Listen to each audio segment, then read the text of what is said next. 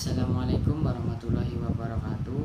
Perkenalkan, nama saya Faisal Isman dari kelas 1C. NIM saya 240900074. Pada kesempatan kali ini saya akan menjelaskan tentang VPN dan TCP atau IP. Oke, yang pertama yaitu apa itu VPN? Virtual Private Network atau VPN adalah sebuah layanan yang memungkinkan untuk terhubung ke sebuah website secara aman dan lebih private. Singkatnya, VPN merupakan sebuah protokol komunikasi yang membuat sistem komunikasinya menjadi lebih private karena adanya sistem tunneling atau sistem terowongan, di mana koneksi akan menjadi lebih private dan akan berbeda dengan koneksi publik pada umumnya. Selanjutnya, fungsi dari VPN.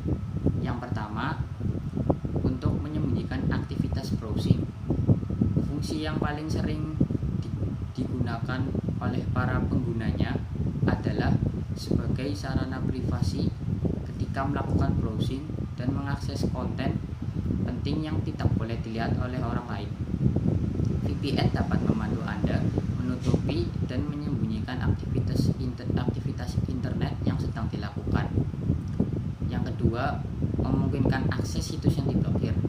Fungsi lainnya adalah dapat digunakan untuk membantu para penggunanya mengakses situs atau website yang diblokir dan mengalami sensor.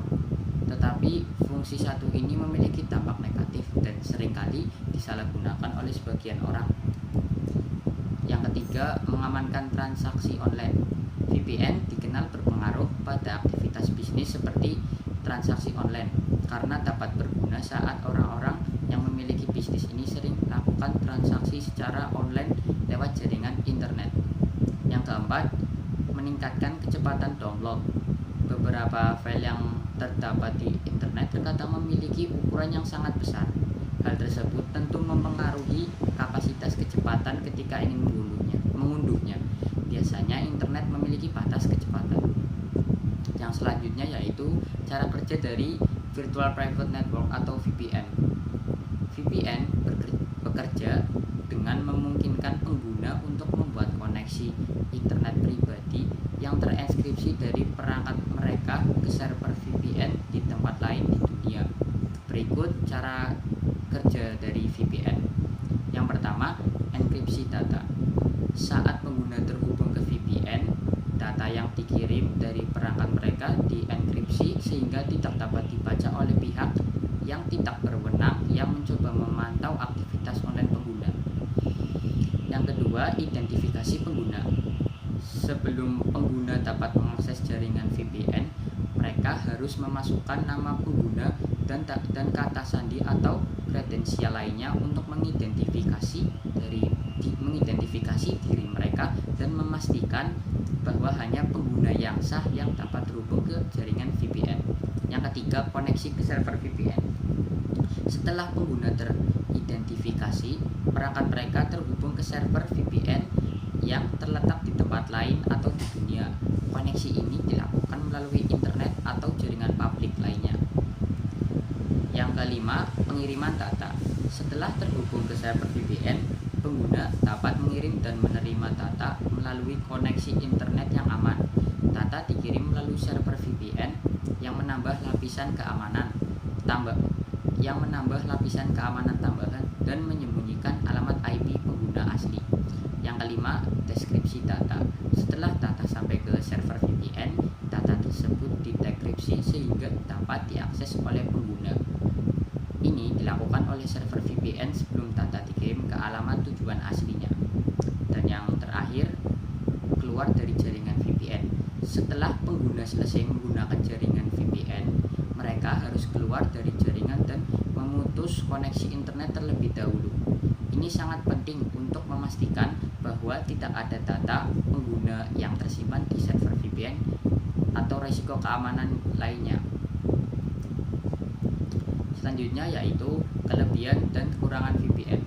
Kelebihan dari VPN yaitu data lebih aman dan bersifat rahasia.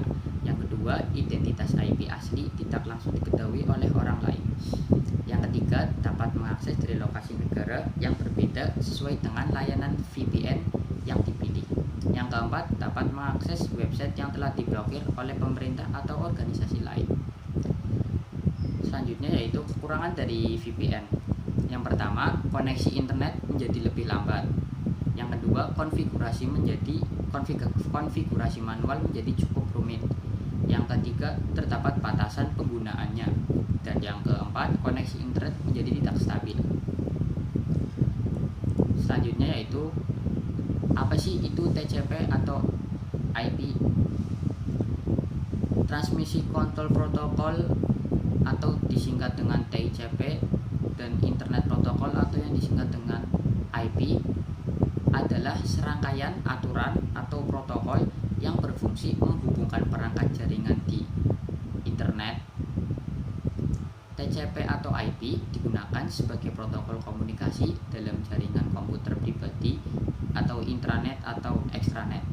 TCP atau IP bekerja pada lapisan antara aplikasi internet dan jaringan routing dan switching. Selanjutnya yaitu fungsi dari transmisi kontrol protokol atau internet protokol. Yang pertama, untuk mentransfer data dari suatu perangkat ke perangkat lain.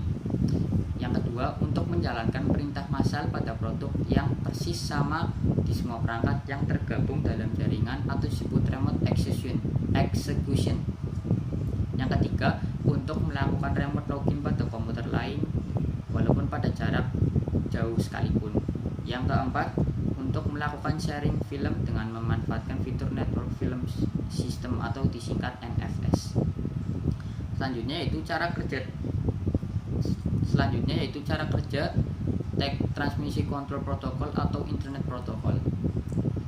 Protokol TCP atau IP memiliki cara kerja tersendiri dalam melakukan proses pertukaran data. Berikut cara kerjanya. Yang pertama, pengguna internet mengirimkan teks atau data lainnya ke perangkat tujuan. Disinilah TCP atau IP mulai bekerja. TCP membagi teks menjadi beberapa paket data kecil, kemudian menambah beberapa informasi agar datanya tetap aman hingga sampai ke perangkat tujuan. Sementara itu, IP menambah label berisi informasi alamat tujuan pada paket data tersebut. Anda bisa menganalogikannya dengan proses pengiriman barang. Setiap paket kecil tersebut dikirimkan kepada tujuan yang sama, tetapi menggunakan jalur komunikasi yang berbeda. Dalam proses ini ada perangkat bernama router.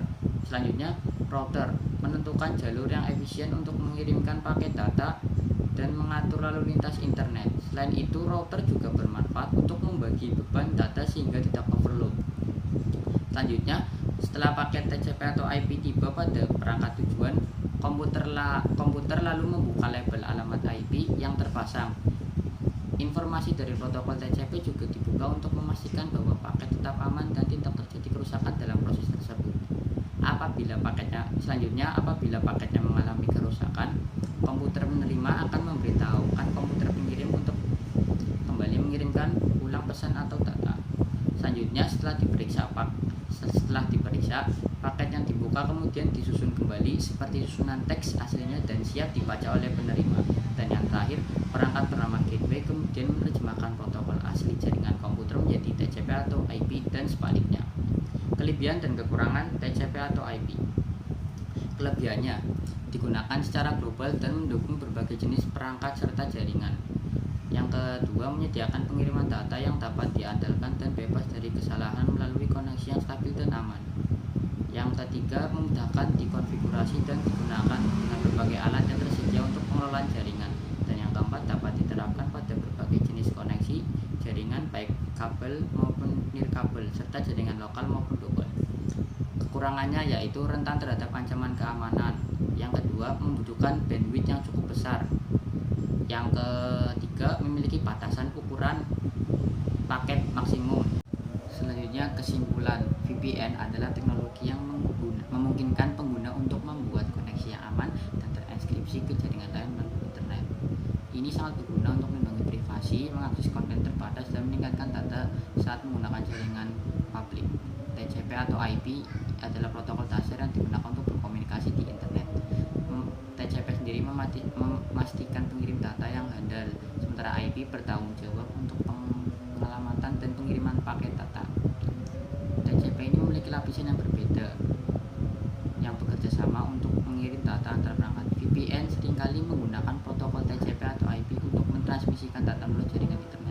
Dengan menggabungkan kedua teknologi ini, pengguna dapat menikmati dengan menggunakan kedua teknologi ini, pengguna dapat menikmati koneksi yang aman dan efisien. Sekian yang bisa saya sampaikan, kurang lebihnya